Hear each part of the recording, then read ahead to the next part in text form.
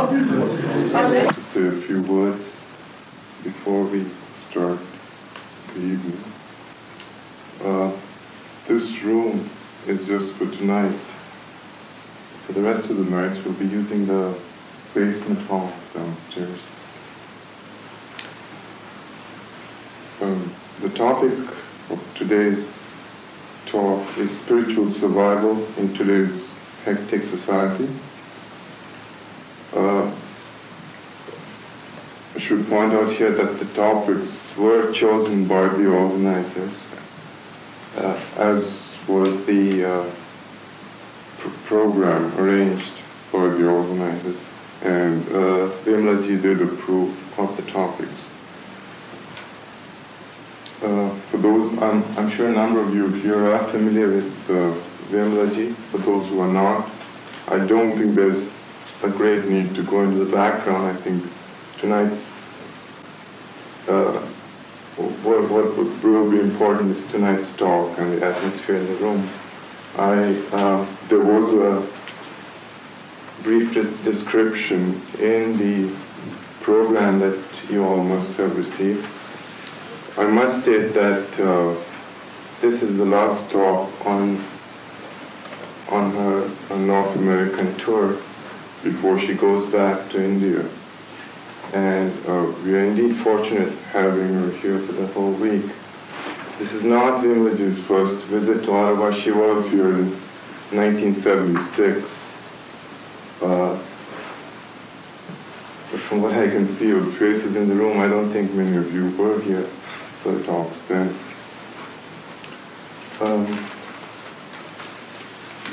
The program itself will consist of a 15-minute silence, followed by a talk. And if anyone has questions at the end of the talk relevant to what was spoken on, there will be paper available to submit written questions. There will be a 15-minute break after the talk, and Vimlaji will take up 2 or 3 questions after the talk. The questions can be handed to me, and we'll proceed from there. Have I covered everything? I think we can proceed with this evening's program.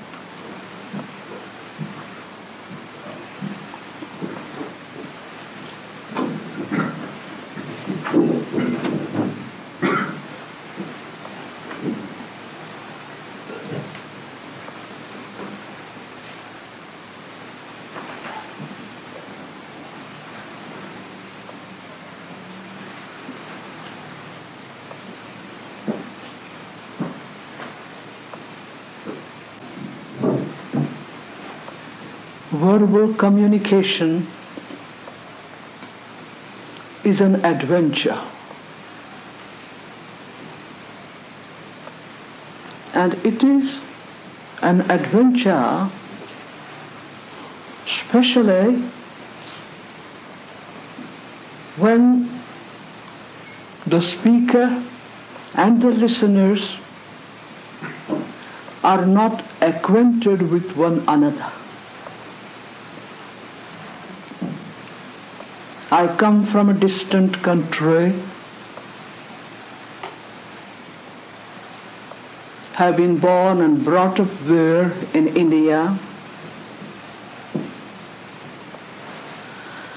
and may have a way of expressing things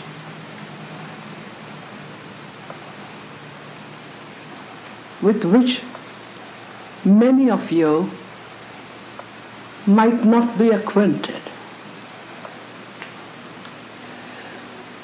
So for the 1 week that some of us will be here together, the listeners and the speaker will require great patience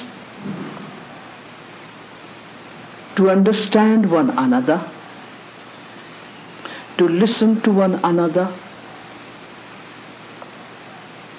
And I do hope that all of us will exercise that patience and have the care and concern to listen very carefully. I was informed of the themes for the 7 talks on my arrival yesterday. So I learned that the theme for this evening is going to be spiritual survival in a modern, hectic world. Now I wonder what the word spiritual implies for you. Obviously, it is not spiritualism which deals with spirits and life after death and communication with the dead and so on. It is obviously nothing to do with religious institutions or organizations. Spirituality is radically different from religious institutions or organizations like Hinduism, Christianity, Judaism, Islam. It seems to me that spirituality is a science of life. It's a science of life and living. As you have in the West, science dealing with matter, physics or chemistry, you have sciences dealing with matter and energy contained in matter. Ancient people in the East seem to have made it their concern to turn inward and investigate, explore what was beyond matter and beyond energy, what was the nature of ultimate reality.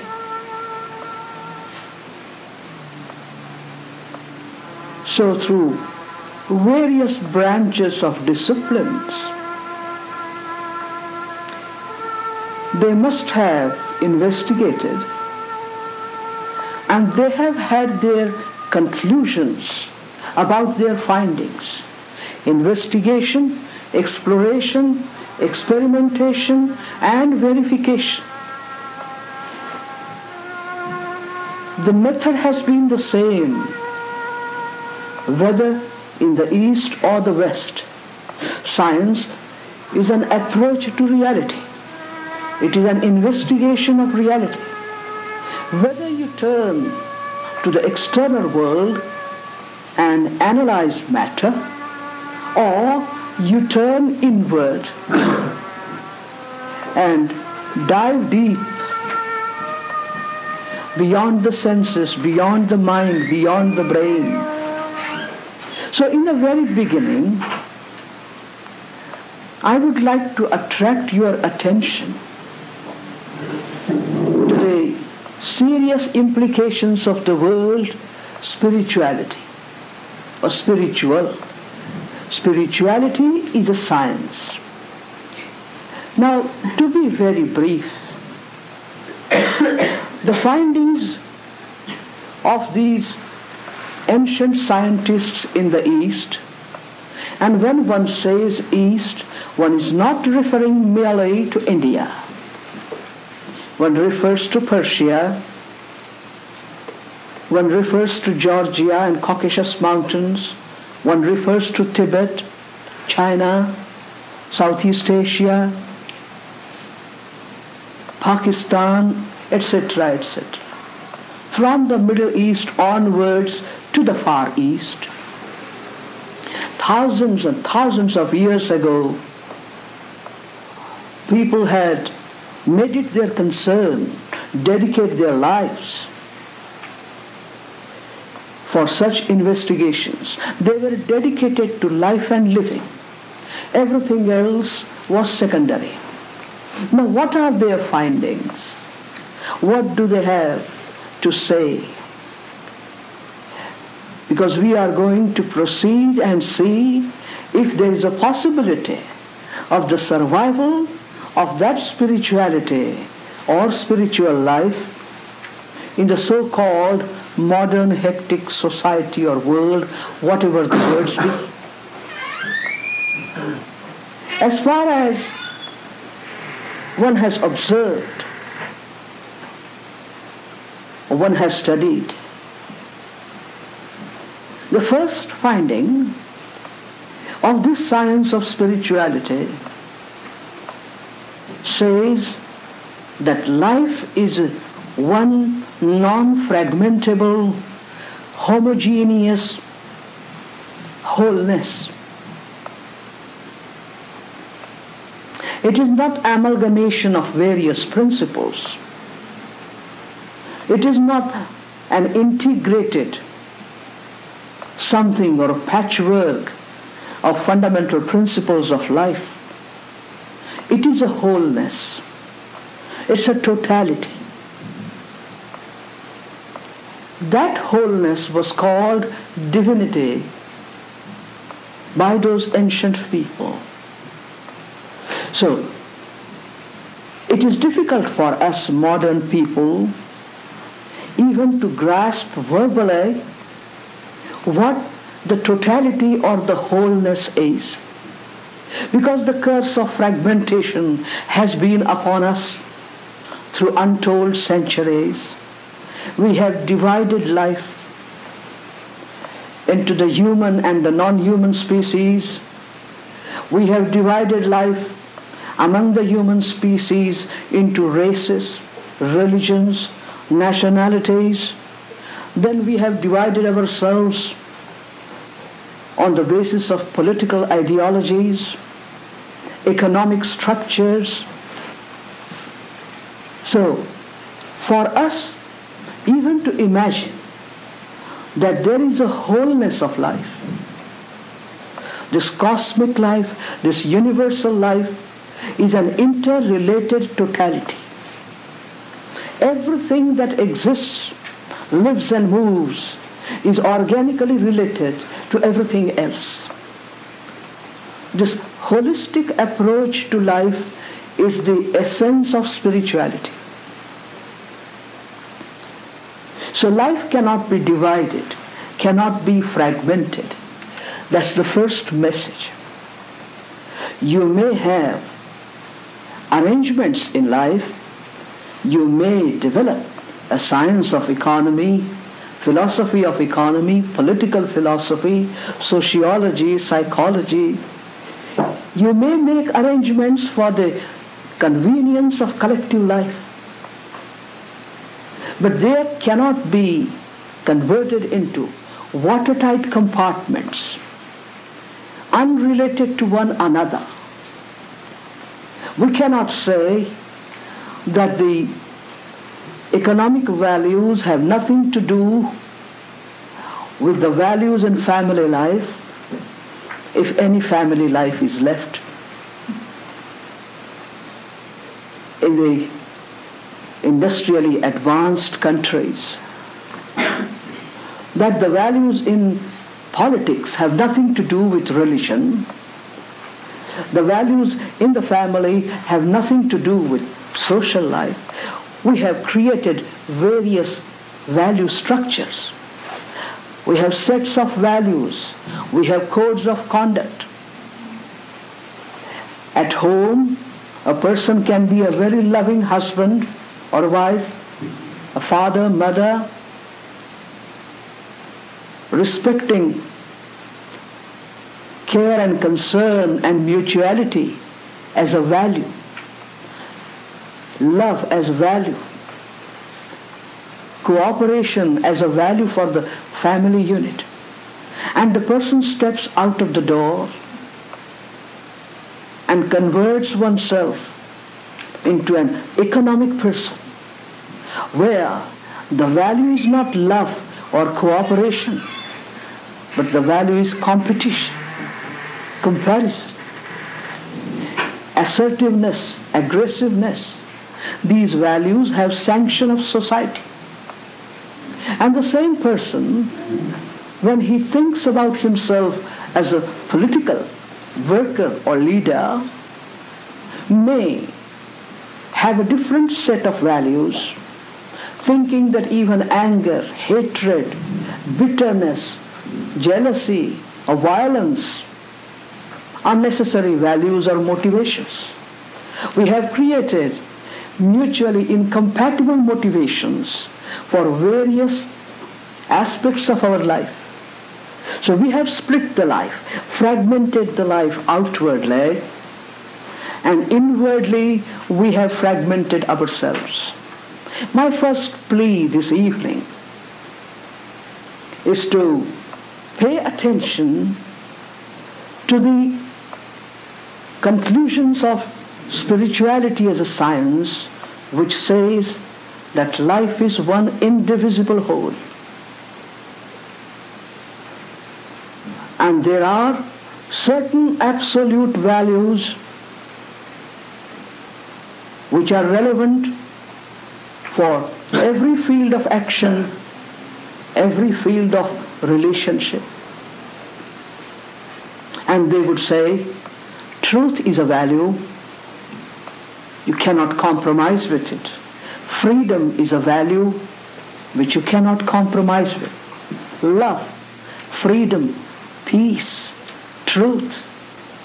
These are the values that the science of spirituality gave to mankind long ago. We may not have learnt from that. We may have ignored the teachings of the science of spirituality. Now the second thing, or the second message that spirituality has for us, is this message of interrelatedness. We are organically related to one another. We are organically related to the sun, the moon, the billions of stars, those heavenly bodies.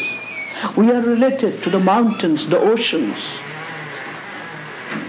the kingdom of trees, the kingdom of birds and animals.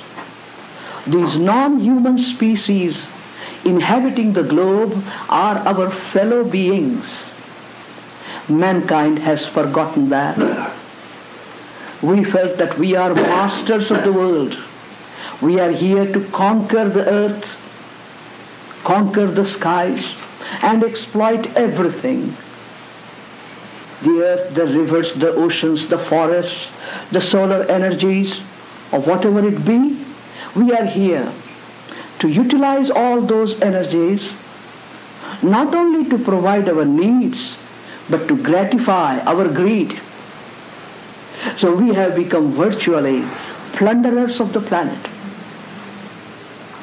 We have forgotten that interrelatedness. Thirdly, the science of spirituality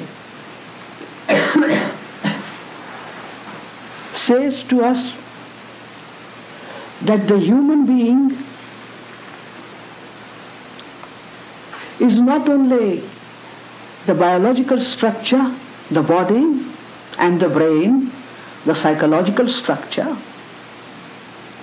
They are very important parts and aspects of life. But there is much more to a human being than only the physical body and the brain containing the conditioned energy which we call the mind.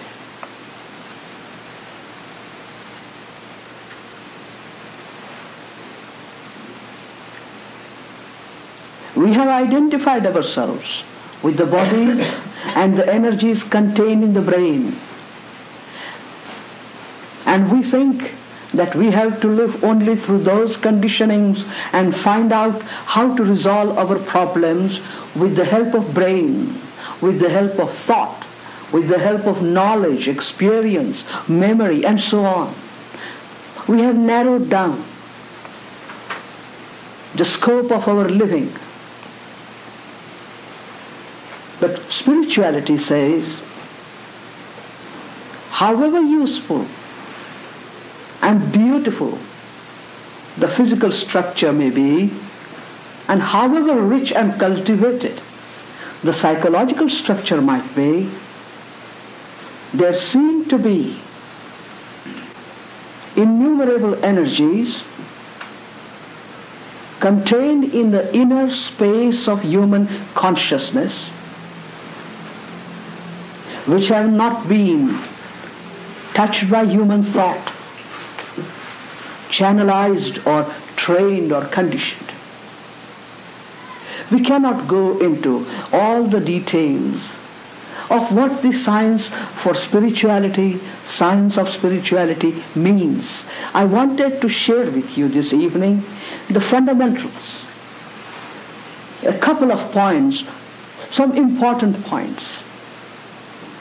So, the spirituality demands that we have a holistic approach to life, that we explore and find out an alternative way of living in which our economic and political as well as social structures would be founded not on the motivations of competition and confrontation, acquisition and ownership, but rather on the psychology of sharing, psychology of cooperation,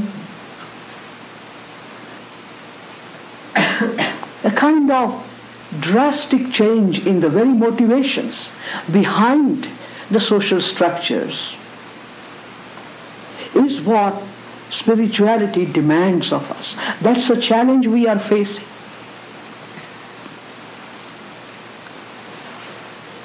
And exploration of what is beyond brain, what is beyond mind. If these three challenges thrown to us by the spirituality, by the science of life, are clear, let us now turn to what has been termed modern hectic world. What is modern world? Or what is this so-called hectic society? It's the life in all the continents is not so hectic. Yesterday I came here from USA and I have noticed the quietness and peacefulness here, and an indescribable relaxation descended upon my whole being within few hours of coming here. But still, this is an industrially, technologically advanced society where half the human population in the developing countries, backward countries, is living at a pace which you could call bullock cart space. You may be living in a nuclear era, living in the era of cybernetic revolution, electronics. You may be proceeding towards robotism, computerization of whole life and so on.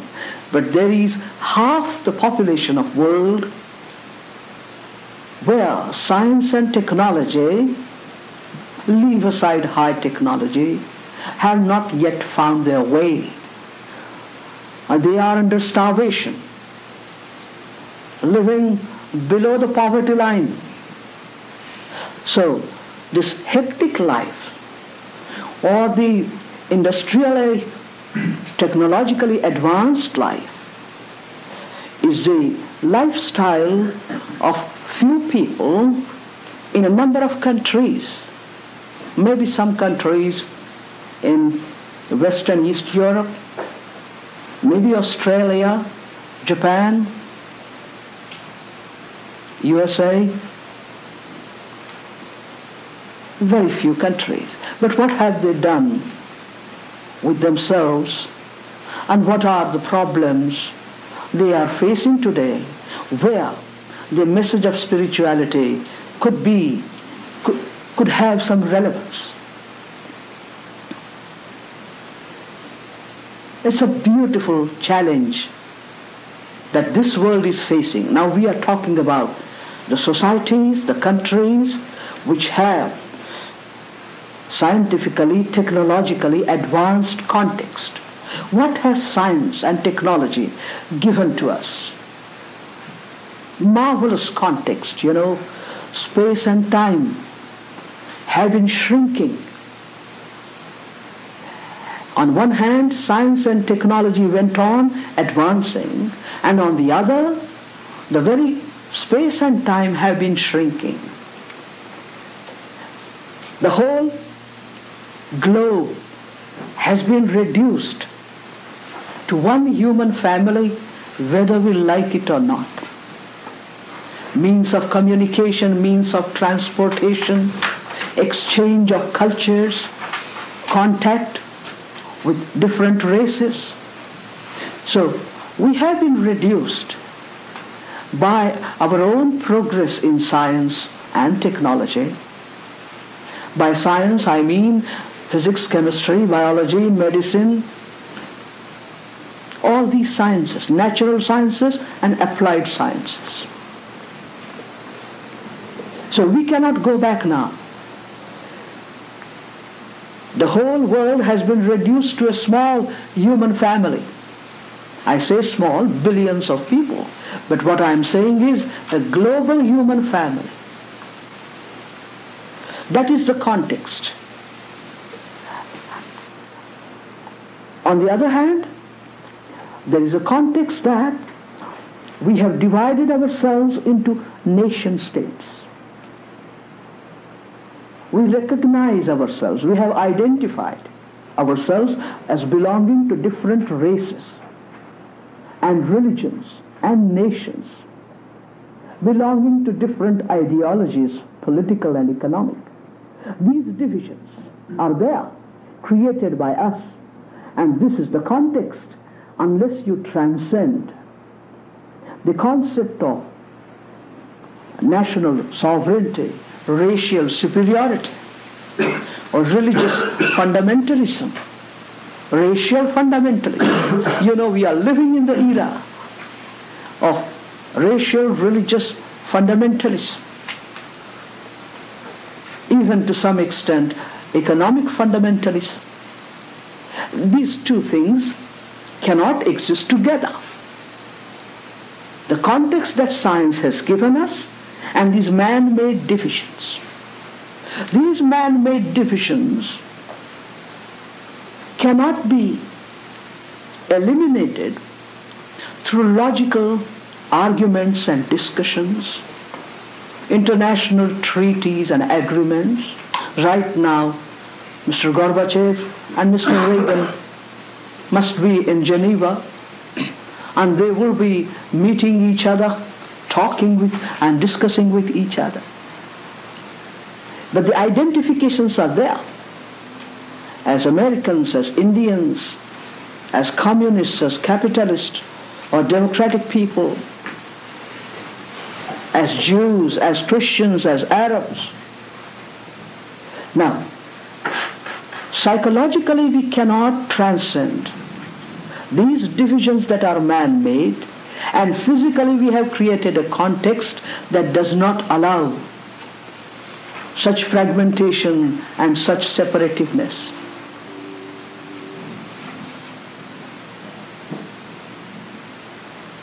Intellectual argumentation, logical, very sane, flawless discussion doesn't help, because there is the emotional attachment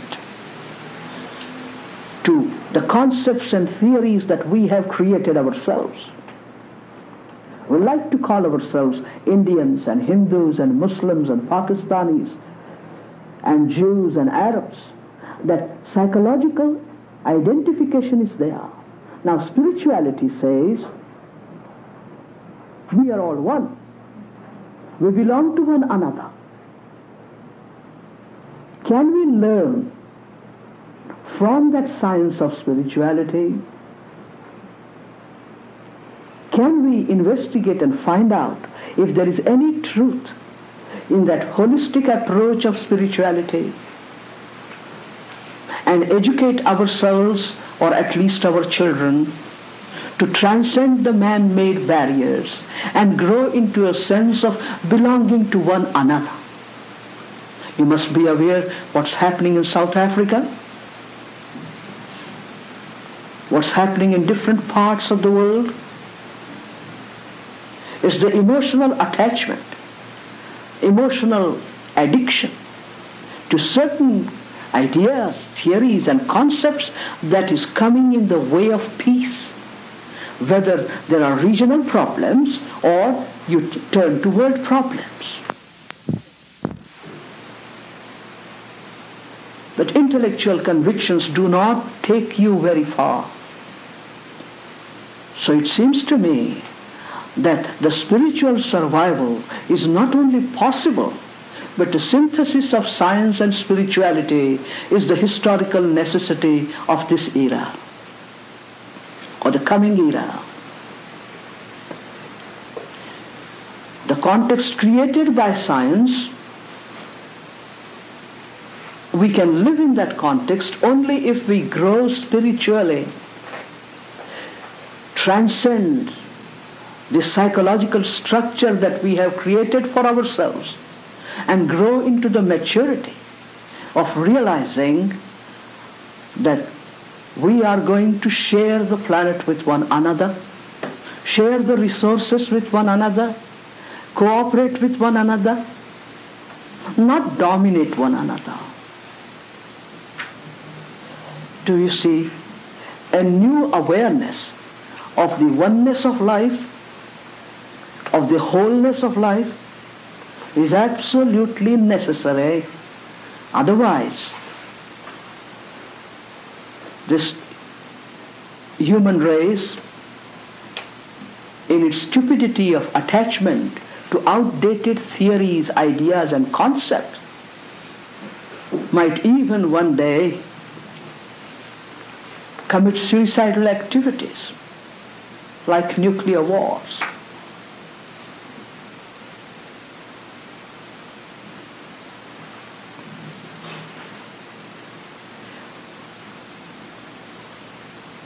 Not knowing what the expectations of the organizers or my audience would be,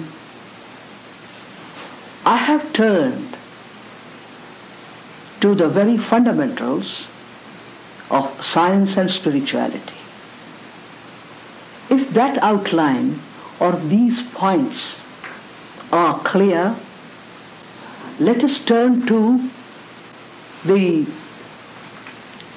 practical side of daily life. These are the fundamentals, a new awareness of the wholeness of life, a new awareness for sharing life, for the psychology of sharing and cooperation.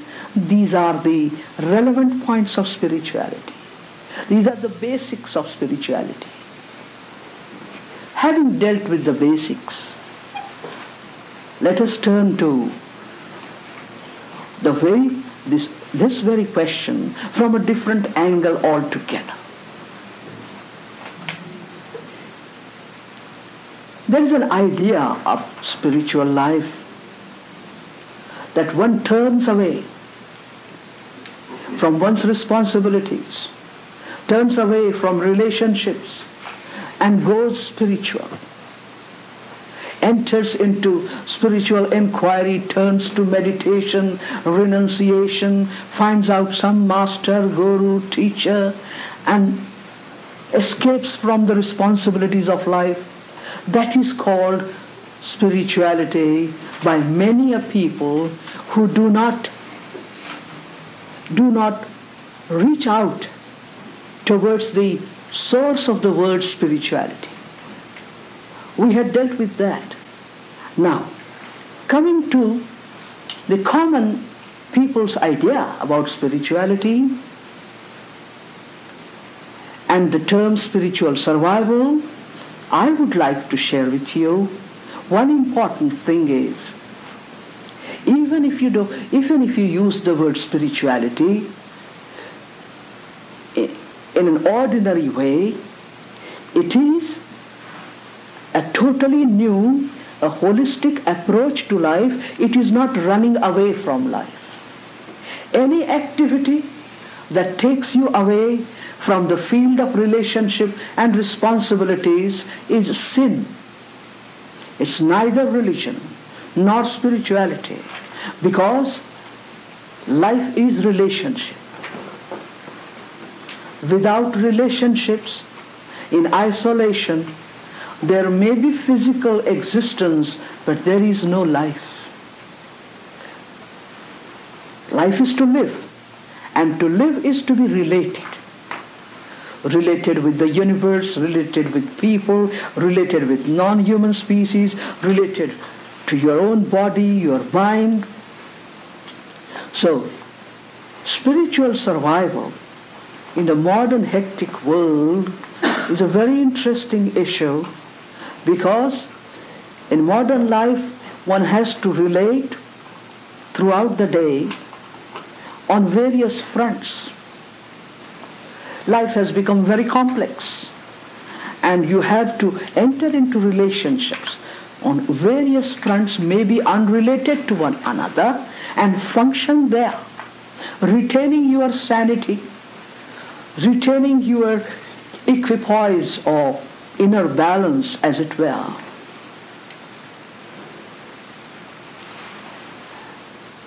These relationships and the stress and strain of moving with a tremendous speed in modern society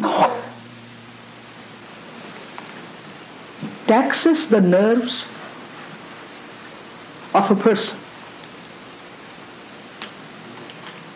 There are psychologists and psychoanalysts and psychiatrists to help the people who suffer from the stress and strain, or maybe doctors who help.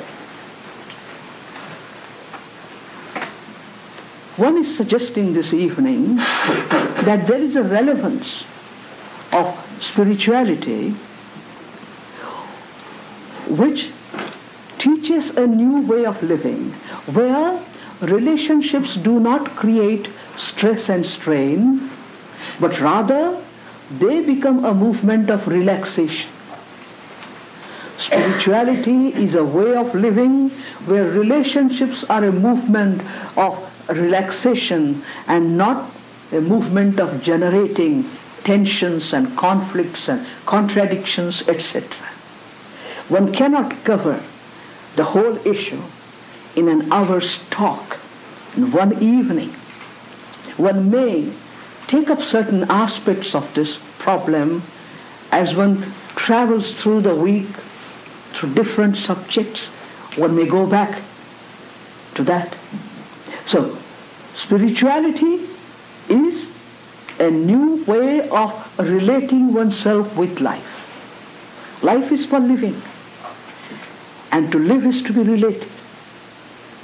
So, if anyone comes and talks about the necessity of turning away from family life, married life, turning away from social responsibilities, the speaker would say, with all the depth and intensity at the command, that those words have nothing to do with religion and spirituality. Nothing whatsoever.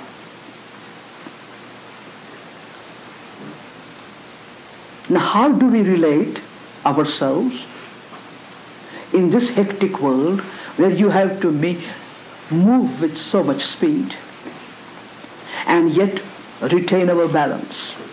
That is the aspect we shall take for the rest of the evening, the time at our disposal.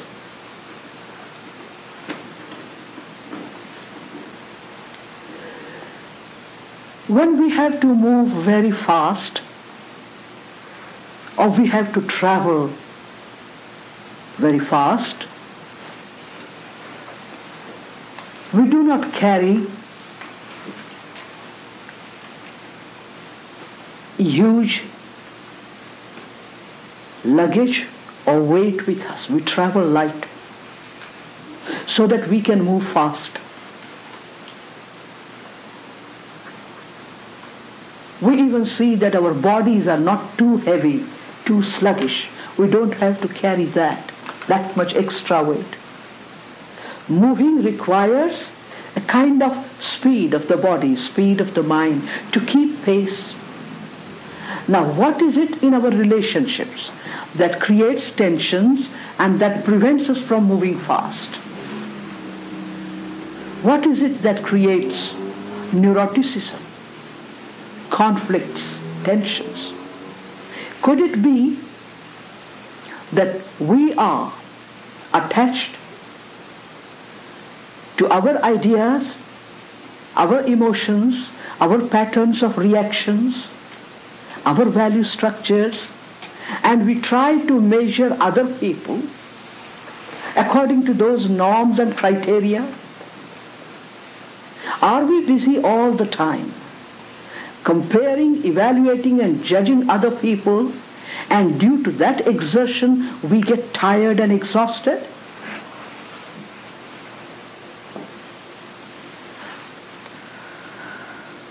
Spirituality suggests a way of living, not to compare, not to judge and evaluate unless it is necessary. You are working in an office, you are working as an engineer, you are working as a doctor, as a biologist, where on the sensual, the physical level, you have to compare. You are working as an economist, you are teaching somewhere. Then comparing, evaluating, judging may be necessary activities, necessary mode of functioning. But throughout the day you see someone and you react. It may not be your responsibility to help that person, to change that person, and yet you go on reacting. This whole day one goes on reacting. Spirituality, the science says, it is possible to educate oneself in such a way that the perception is purified and the response also is purified or drastically changed. You compare and judge only when necessary. Otherwise, you look, you listen, but you do not react. Reaction-free perception and reaction-free responses are the essence of truly religious life or a truly spiritual life. The modern hectic society, it will be much easier for us to live if we can educate ourselves to look and listen in a reaction-free way, non-evaluatory way.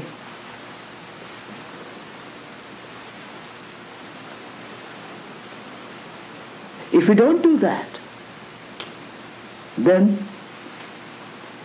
by the end of the evening you are so tired, you are so exhausted.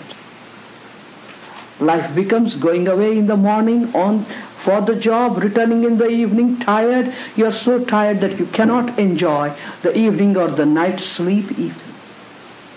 You just earn money. You have a comfortable house, best food and best clothing, but psychologically one is not equipped to relax and enjoy what one has got. It's not a question of spiritual survival in the hectic society. It is the question of survival physically and mentally.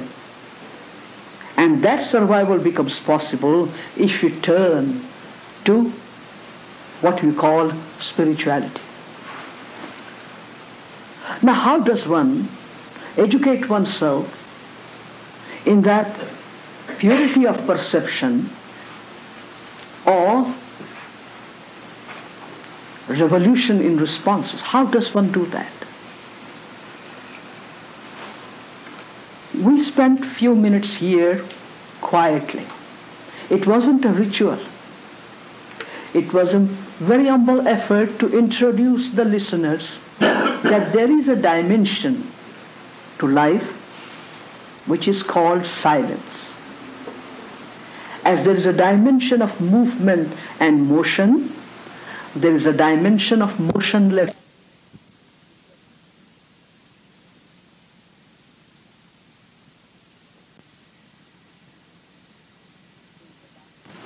There is a dimension of motionlessness, stillness. There is a dimension of speech and sound. There is a dimension of silence which is sound free. There is a dimension of relationship. There is also a dimension of aloneness, not isolation, but aloneness or solitude. So one has to educate oneself. Rather, one has to learn to get into contact with the dimension of motionlessness, silence, and solitude. If one gets acquainted with this dimension, then one can move from relationship to solitude, from speech to silence, silence to speech, from movement to stillness and stillness to movement, as you move from inhalation of breath to the exhalation of breath. The inhalation and the exhalation together constitute the wholeness of what you call breathing process. So living, the act of living requires the capacity to move with the movement and to be still when movement is not warranted, to speak when communication is necessary, and to relax in the sound-free silence when speech is not necessary. So the 15 minutes or 10 minutes that we spent together was only to throw in a hint that there is a dimension. We are acquainted with the energy of thought. We are acquainted with the energy of movement.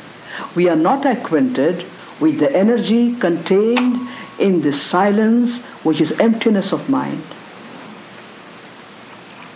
Not acquainted with the energy of quietness, peacefulness, going into abeyance. So it seems to me that our growth is one-sided and therefore we get too much tired.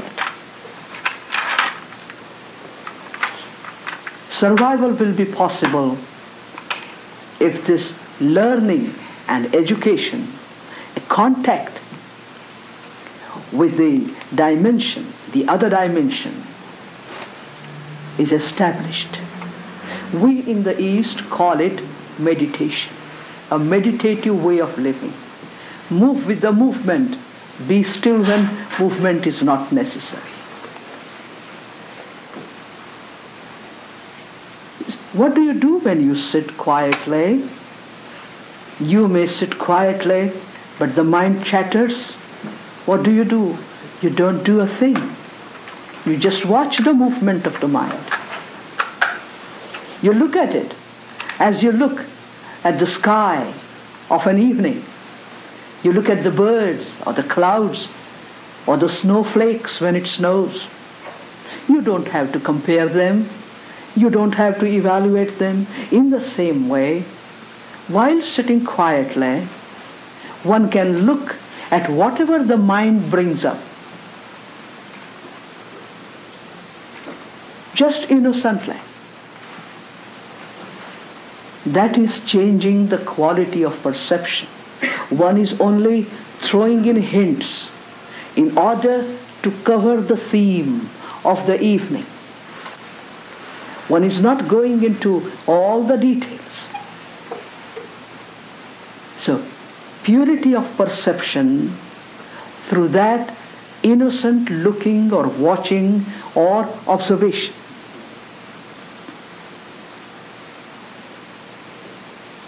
And when you do not react to whatever you see, whatever the mind brings up, you are just with it, you are observing whatever the mind brings up. In that state of observation, there comes about a flame of attentiveness, where the knowledge, the memory, the experience does not interfere. It creates a space within.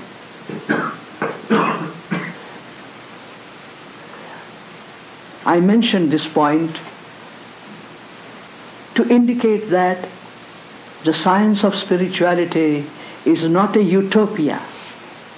It is as practical, as pragmatic, as relevant as any other sciences.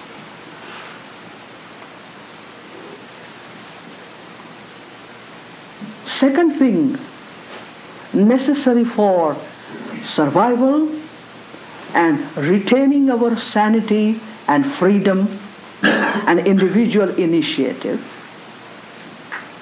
is very interesting.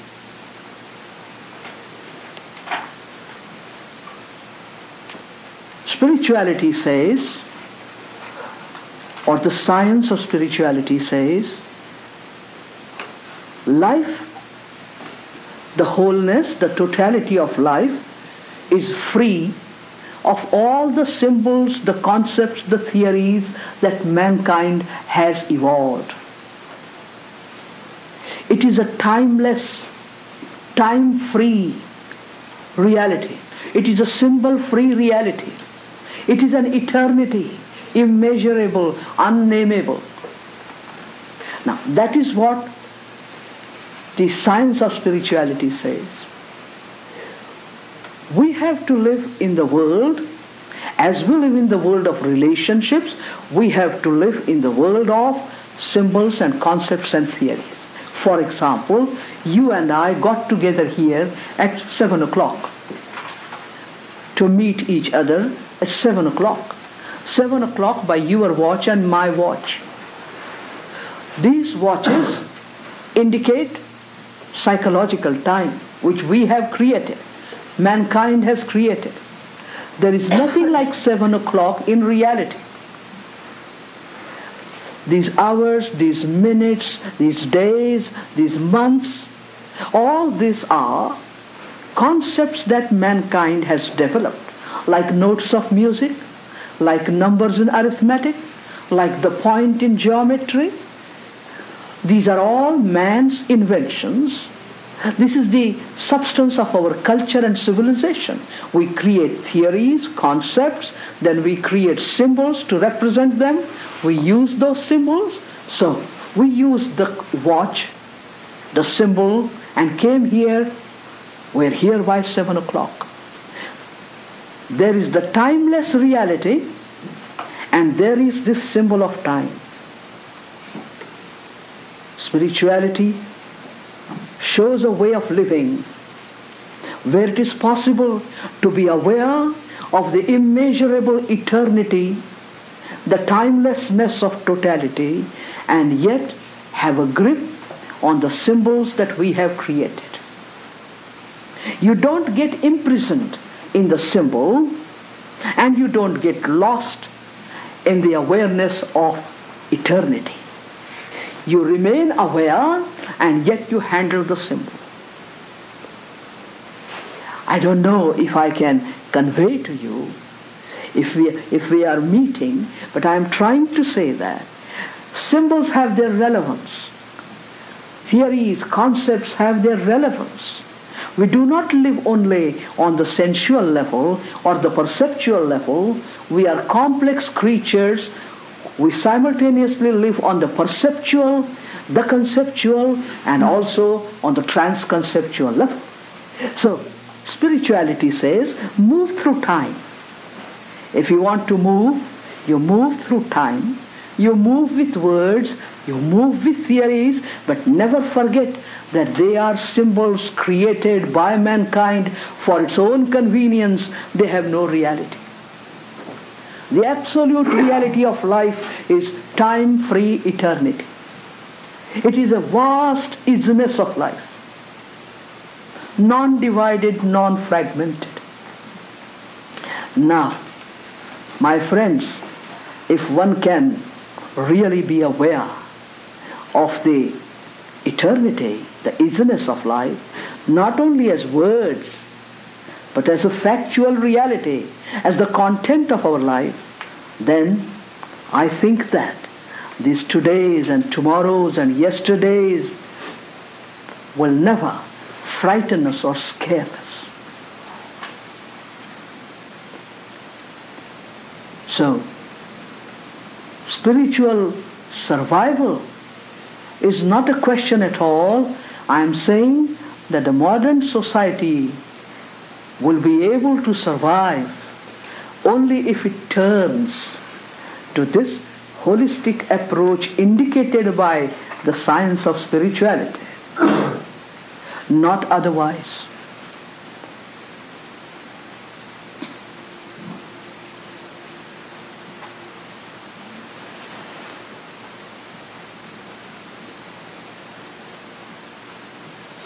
So how to make the daily travail of life, the movement of relationships, full of relaxation, how to handle symbols and theories elegantly and competently without losing the awareness that they are only relatively real, they are creations of human civilization, that they are not the absolute reality. These are the things I have shared with you. The spiritual inquiry, sadhana as it is called, is possible wherever we might be living, as householders, as married people, doing our jobs. It's not at all necessary to turn away from anything, but right in the midst of relationships, we can engage ourselves in the process of self-discovery. That is the path of survival. Self-knowing is virtue, self-ignorance is sin, was said by Socrates long ago. Today, as a friend, not as a celebrity, I am not an authority. I have no claims to being a yogi or a sannyasi. I am one of you, a human being.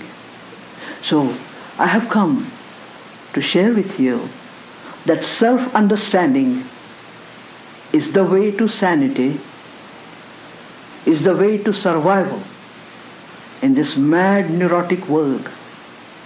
That self-understanding comes about through learning observation, through learning and how to observe, how to look, discovering the dimension of silence, solitude, and stillness, so that a new balance comes about. You don't get stuck up in movement and you don't feel afraid of aloneness. You don't get lost in verbalization and you don't run away from silence. A new balance comes about.